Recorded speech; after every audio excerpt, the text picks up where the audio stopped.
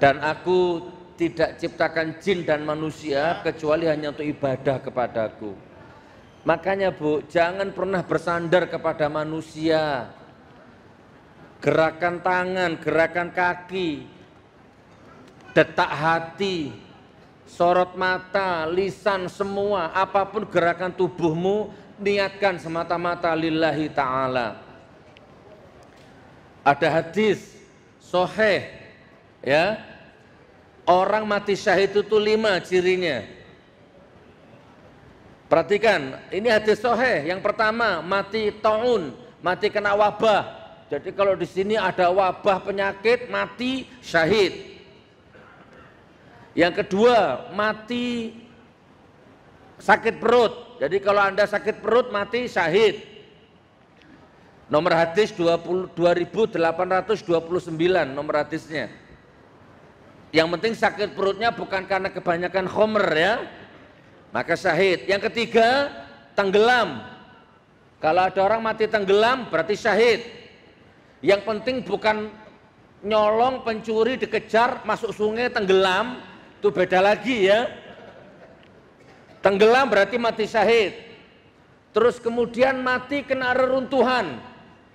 Anda belanja, Anda di mana misalkan, ya, tiba-tiba kena runtuh bangunan, Anda mati kaget kena runtuhan, Anda syahid.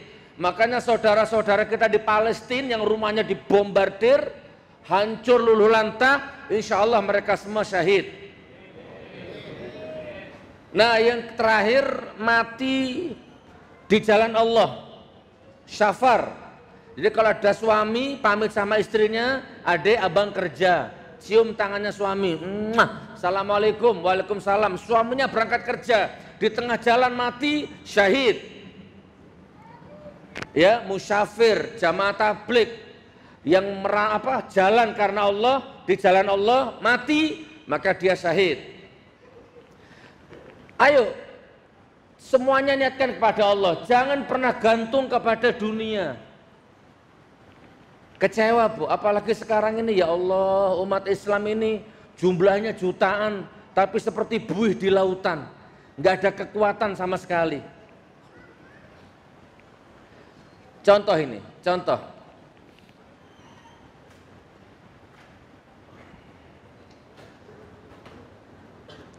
Banyak orang berjihad di jalan Allah, membela agama Allah.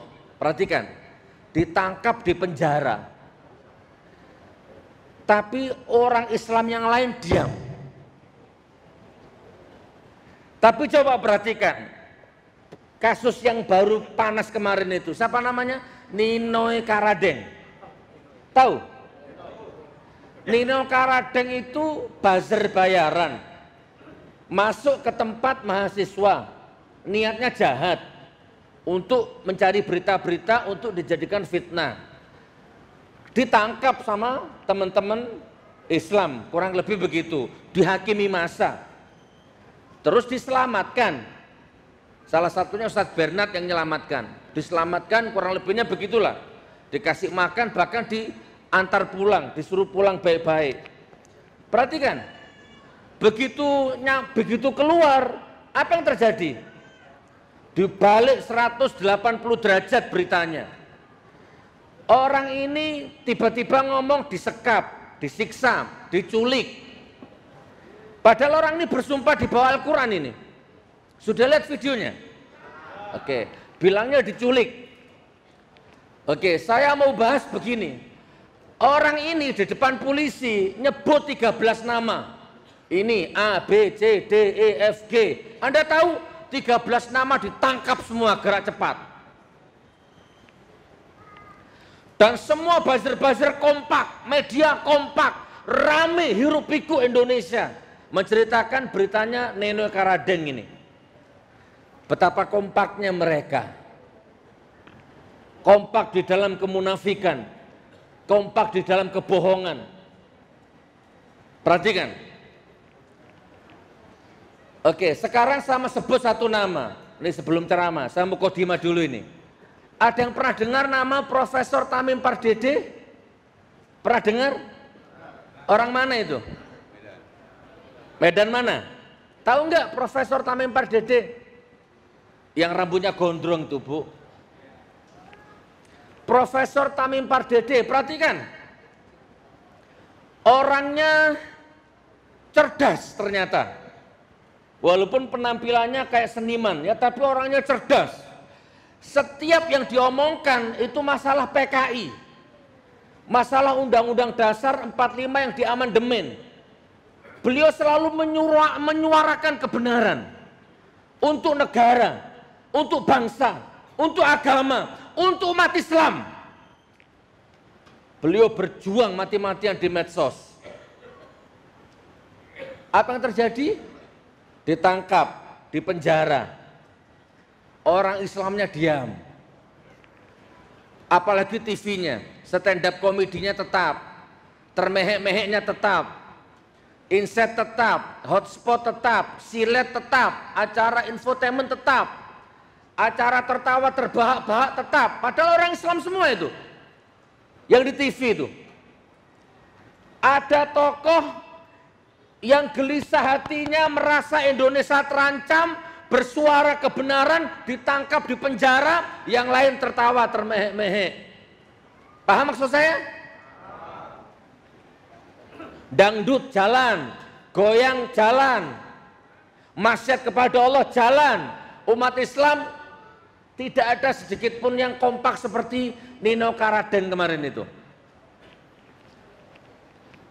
Profesor Tamim Pardede. John Ruh Ginting, tahu? Di penjara 2 tahun apa berapa itu? Kritis. Sampai di penjara. Maksiatnya tetap jalan, dangdutannya tetap jalan, tertawa termehek-mehek tetap jalan, acara infotainment tetap jalan. Oke. Ustadz Alfian Tanjung, wallahi Ustadz Alfian Tanjung itu ngomong data, ngomong fakta tentang PKI. Lillahi ta'ala. Saya potong ceritanya. Ditangkap di penjara. Begitu keluar ditangkap lagi, di penjara lagi. 2 kali itu. Maksiatnya tetap jalan. Termehek-mehek tetap jalan, infotainment tetap jalan.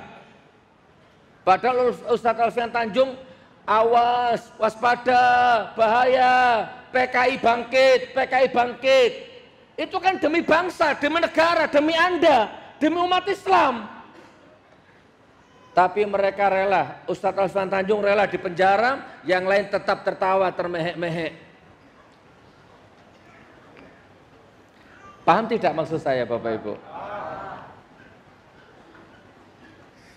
Kemarin Ustadz Alfian Tanjung bebas, baru pulang dapat 2 hari istrinya meninggal. Masya Allah. Diangkat derajat beliau. Ahmad Dhani di demo di depan hotel di Surabaya. Keceplosan ngomong idiot 2 tahun. Termehek-mehek tetap jalan, padahal Ahmad Dhani itu kritis terhadap penguasa. Ya, oke, saya percepat. Asma Dewi. Pak, siapa lagi? Yang Anda tahu siapa? Gus Nur. Belum, Gus Nur belum. Bambang Tri. Tahu Bambang Tri? Penulis buku Jokowi Undercover. Ayo, tak ajak cerdas, ayo. Bukunya belum diriset, bukunya belum diobservasi, bukunya belum dibedah-bedah di kampus-kampus, bukunya belum dipelajari. Tahu-tahu sudah dilarang beredar, yang beli dikejar, John Ruh-nya di penjara.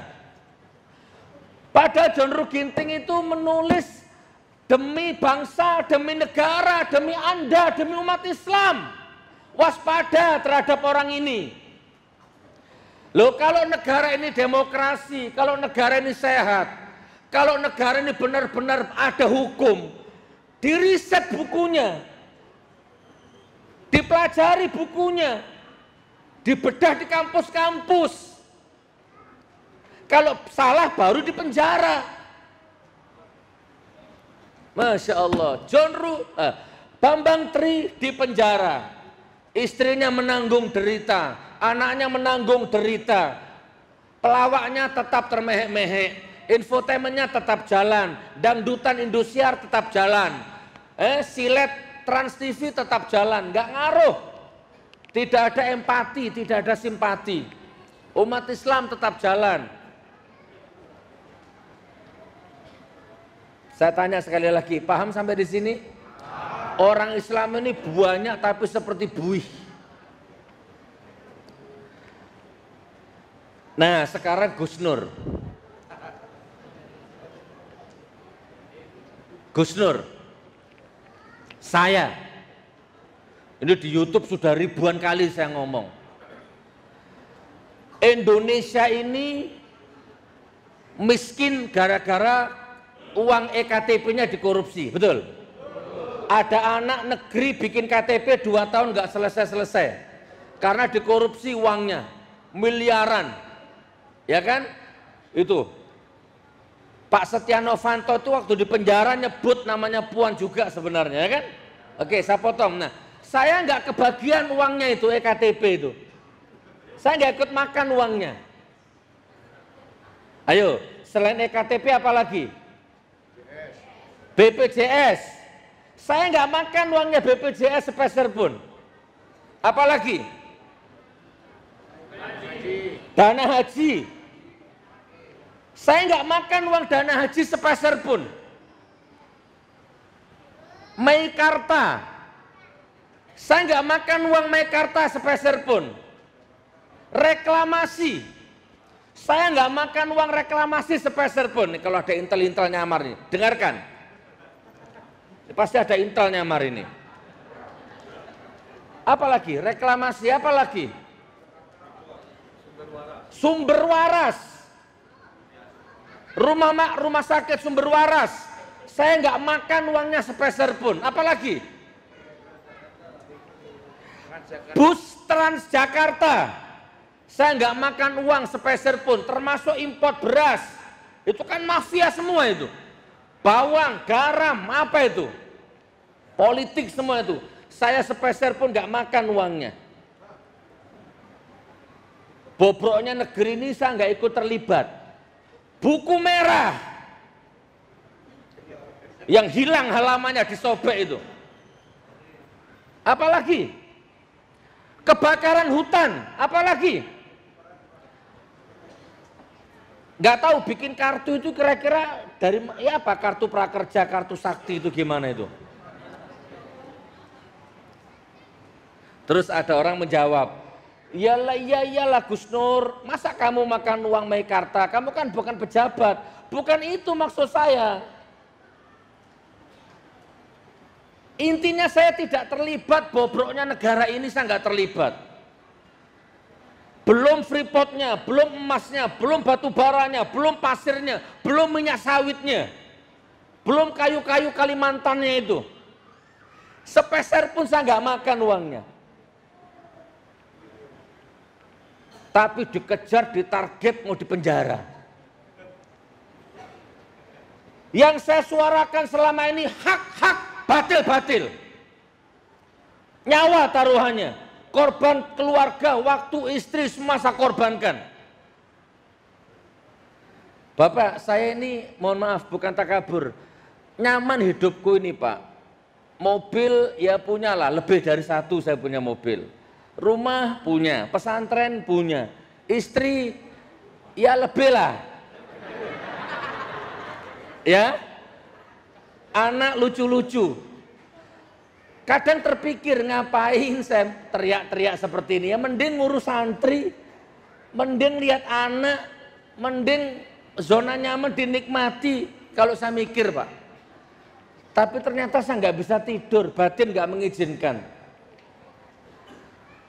Nah sekarang saya dikejar-kejar ini, besok tanggal 17 ini putusan hakim. Sudah dituntut jaksa 2 tahun saya. Apa kasusnya? Pencemaran nama baik NU katanya. Padahal sekarang NU tanpa saya cemarkan sudah cemar namanya. Bukan saya saja, banyak di YouTube itu. kiai-kiai NU yang masih lurus, yang sama nggak cocok dengan yang sekarang ini, sama. Tapi saya dikejar, ditarget. Doakan, ini Kamis besok ini putusan. Dan saya nggak berharap. Makanya kemarin saya diwawancari sama media online di Jakarta, Gus, apa harapannya Gus Nur kepada hakim? Enggak, saya nggak punya harapan. Loh, maksudnya apa Gus Nur nggak kepengin bebas? Ustadz, yang wawancara itu Ustadz namanya, Ustadz Irwan. Ustadz, kalau saya berharap bebas, betapa rendahnya harga diri saya. Saya nggak mau. Kalau bebas, bebaskan saya karena saya nggak salah. Saya nggak butuh harapan manusia. Saya hanya berpegang kepada Allah. Percuma Pak, berharap kepada manusia percuma. Perhatikan, nanti kalau toh saya di penjara, Gus Nur di penjara, tok tok tok, joget Indosiarnya tetap jalan, siletnya tetap jalan, stand up komedinya tetap jalan, termehek-meheknya tetap jalan, Anda tetap lanjut hidup. Ya kan, lawyer-lawyer yang selama ini bela saya tetap lanjut hidup, saya tetap di penjara. Maka kepada Allah sajalah bergantung hidup ini. Maka Anda nggak akan kecewa insya Allah. Ini skala saya Pak, makom saya. Kalau makomnya Anda ya silakan. Sebagai petani, pedagang, apalah, bersandar kepada Allah. Jangan pernah bersandar kepada manusia. Bapak Ibu sampai di sini paham? Barakallah. Saya tidak bersandar kepada manusia. Nggak usah kecewa sama Pak Prabowo, nggak usah kecewa, biarkan aja. Hancur-hancur sendiri nanti itu. Takbir. Siapa lagi ya yang belum saya sebut tadi ya? Nah, Abu Janda yang terakhir. Gubernur goblok. Coba laporkan sampai berbusa mulutmu, nggak akan diproses. Mau minta keadilan bagaimana? Ya Allah, ya Allah, ya Allah. Nah, yang lagi viral yang sekarang ditusuk perutnya yang kemarin itu.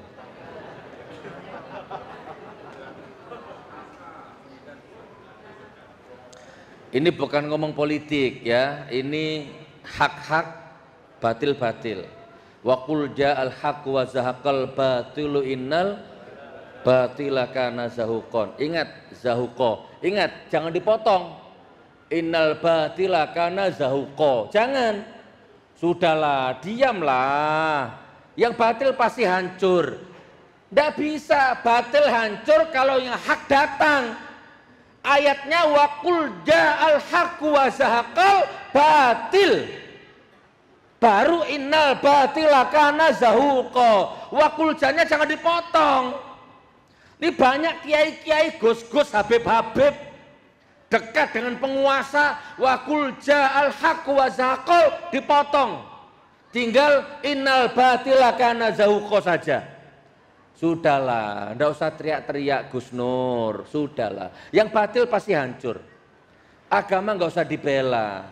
Memang kamu lebih hebat daripada Allah. Sudah, yang batil pasti hancur. Ini ciri-ciri Ustadz, Gus, Kiai kalau kebanyakan wah haram perutnya ini. Ingat, batil itu hancur setelah ada yang hak datang. Baru batilnya hancur. Kalau yang hak tidak datang, batilnya merajalela. Jangan dipotong Pak ya, jangan dipotong. Oke, pinjam handphonenya Cak, handphone saya Cak, mumpung saya ingat. Saya belum ceramah ini, masih mukadimah. Belum ya, nanti ceramahnya tak kasih amalan. Saya kasih amalan ya, bismillah. Saya belum ceramah. Tapi sampai di sini sudah punya arah kemana? Sudah punya, narik kesimpulan. Anda sedang hidup di zaman yang penuh fitnah. Ciptakan sekoci-sekoci kecil di dalam rumahmu. Kalau Anda nggak bisa menciptakan bahtera Nuh, ciptakan sekoci kecil. Minimal keluargamu, anakmu, istrimu selamat dari azab Allah. Wattaqu fitnatal la tusibanna alladziina dzalamu minkum khassah. Jagalah dirimu dari siksaku, kata Allah. Yang itu akan menimpa tidak khusus orang dolim di sekitarmu saja. Anda yang tidak ikut dolim akan kena dampaknya juga. Nanti saya kasih amalannya. Bismillah.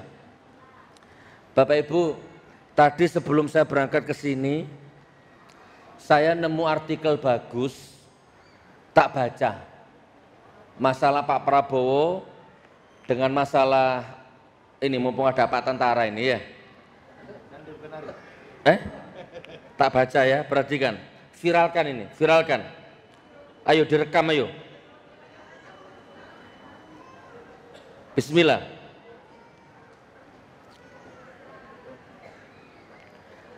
Nah, direkam, nggak apa-apa. Ini mantep ini materi ini. Saya boleh duduk sebentar?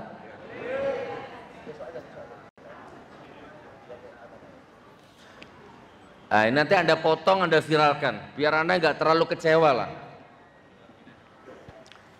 Judulnya Prabowo mengkhianati ulama dan umat. Prabowo mengkhianati ulama dan umat. Ini saya tinggal baca aja. Ijtima ulama dengan ikhlas mendukung Prabowo dan Sandi. Para habaib dan ulama bersama para santri di berbagai pesantren dan majelis serta mimbar tabligh dengan tulus mendoakan Prabowo dan Sandi. Paham?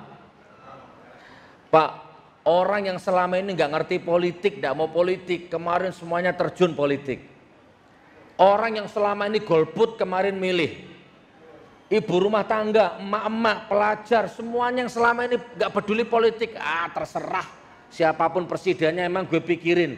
Orang yang punya prinsip seperti itu kemarin semuanya turun untuk memberikan kepercayaannya kepada Prabowo dan Sandi. Perhatikan Pak, saya lanjut. Ulama dan umat Islam beserta rakyat Indonesia berkorban waktu, tenaga, pikiran, harta benda, bahkan sampai jiwa untuk memenangkan Prabowo dan Sandi. Mungkin Anda juga termasuk. Bikin banner bayar sendiri, ke Jakarta tiket bayar sendiri, ruang tamumu dipakai rapat, beli gorengan bayar sendiri.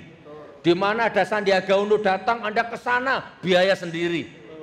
Miliaran. Tenaga, waktu, pikiran, jiwa, raga semua dicurahkan untuk Prabowo dan Sandi.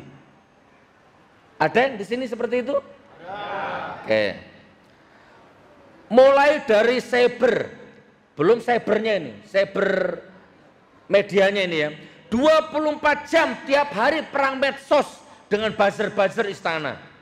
Cybernya ini 24 jam melek di depannya laptop, perang medsos, korban pulsa, korban listrik, korban paket data ya, untuk membela Prabowo Sandi. Cyber ini terus berjuang untuk menelanjangi aneka kecurangan dan kezoliman rezim, sekaligus berjibaku untuk memenangkan Prabowo Sandi dengan risiko dijerat undang-undang ITE. Banyak sekali para cyber ini yang berjuang siang dan malam ditangkap, dipenjara, kena pasal undang-undang ITE. Salah satunya John Ruh Ginting itu. Abu Jandanya bebas, Ade Armandonya bebas, Sukmawatinya bebas, Ngabalin bebas, semua bebas. Sari Konde bebas. Saya lanjut ya. Barisan bapak-bapak dan emak-emak serta pemuda dan pemudi, pelajar dan santri tidak ketinggalan berpartisipasi dengan semangat juang luar biasa tanpa mengenal lelah, bekerja keras untuk memenangkan Prabowo dan Sandi. Cocok? Saya lanjut. 1 truk bukti dan saksi kecurangan tak terbantahkan disampaikan dalam sidang Bawaslu maupun MK melalui para advokat yang handal. Yang kemarin dipimpin Pak Bambang, siapa? Itu ya. 1 truk bukti dan saksi kecurangan dan kedoliman semuanya sudah dilakukan. Perhatikan, tapi tetap saja Pak Jokowi menang dengan curang serta terstruktur, sistematis dan masif, bahkan brutal. Lalu Bawaslu dan KPU dan MK pun sepakat memenangkan Jokowi walaupun curang. Perhatikan saudaraku, kenapa Allah membiarkan Pak Jokowi menang walaupun curang? Pertanyaannya, kenapa Allah kok tetap memenangkan? Nih jawabannya. Mungkin ini istidrat. Mungkin ini istidrat untuk Pak Jokowi dan kroni-kroninya yang curang dan dolim. Atau mungkin ini teguran untuk para ulama yang gagal membina keislaman Prabowo. Mungkin ini istidrat untuk Jokowi dan kroni-kroninya. Istidrat itu azab yang tertunda. Atau jangan-jangan ini ulamanya ditegur keras sama Allah yang gagal mengislamkan Prabowo secara kafah.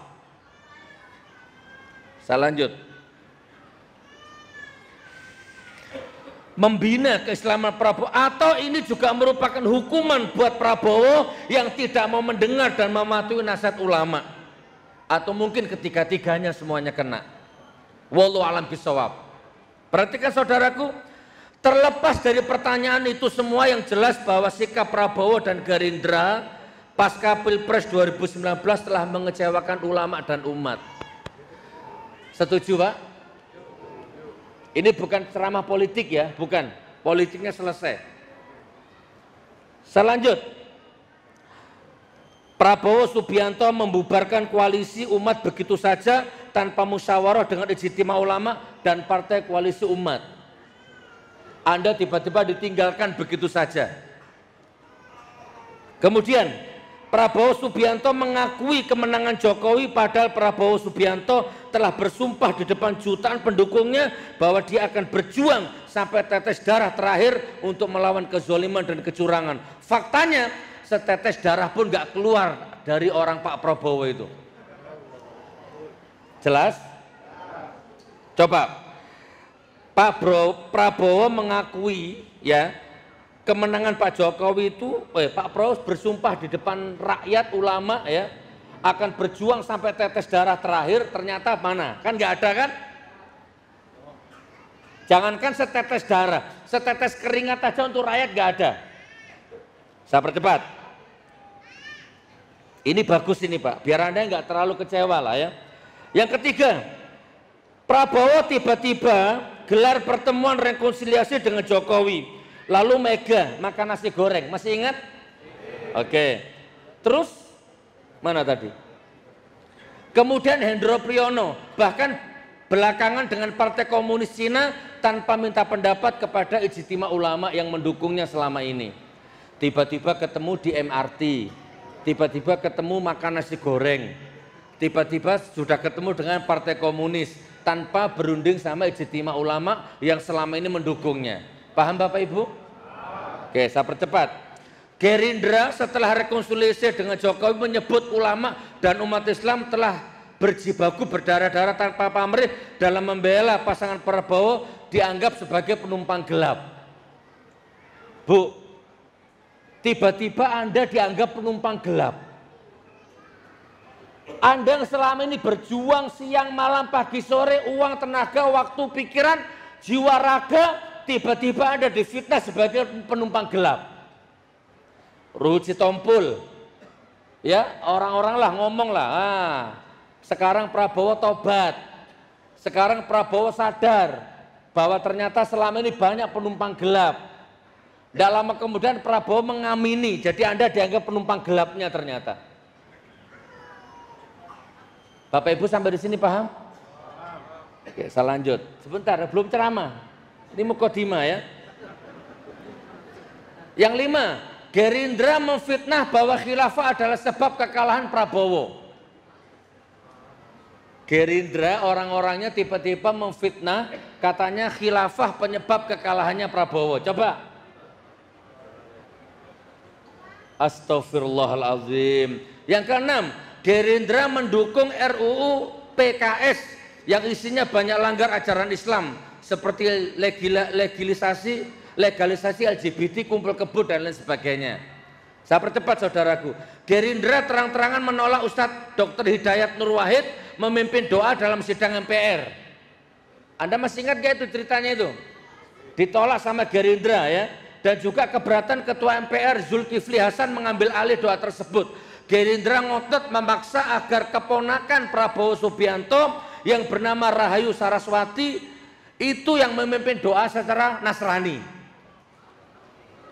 Bisa jelas suara saya? Tiba-tiba Gerindra ngotot. Ya, dipimpin doa orang Islam nggak mau. Maunya dipimpin doa secara Nasrani. Ini endingnya bagus nanti ini, Masya Allah.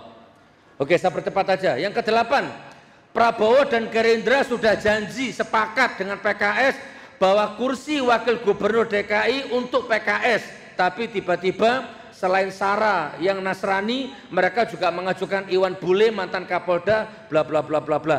Intinya saudaraku semuanya dibohongi dan diingkari sama Pak Prabowo. Saya percepat. Prabowo Subianto berulang kali selama 4 kali pemilu mencampur adukan salam beragama. Coba perhatikan, setiap mau pidato Pak Prabowo selalu salamnya begini. Assalamualaikum, salam sejahtera, salam, Om Swastiastu, Namo Buddhaya, salam kebajikan. Padahal Assalamualaikum warahmatullahi wabarakatuh cukup.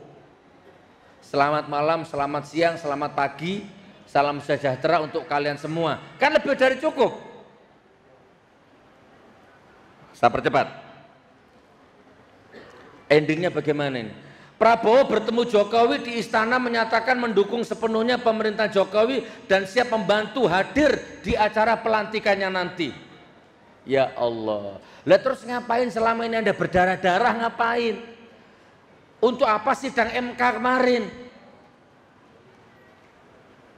Astagfirullahaladzim. Udah saya percepat aja.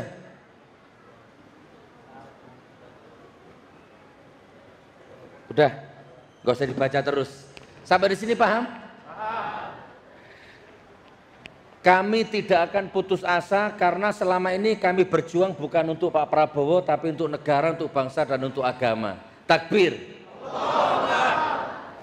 Bergantung kepada Allah Bapak Ibu ya, bergantung kepada Allah. Nah.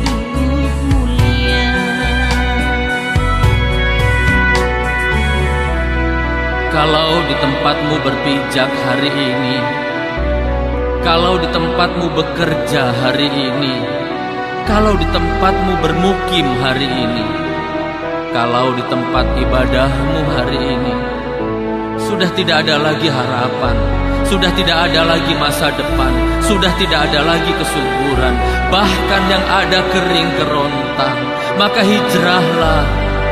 Bumi Allah, rahmat Allah, dan karunia Allah masih sangat teramat luas. Hijrahlah, hijrahlah.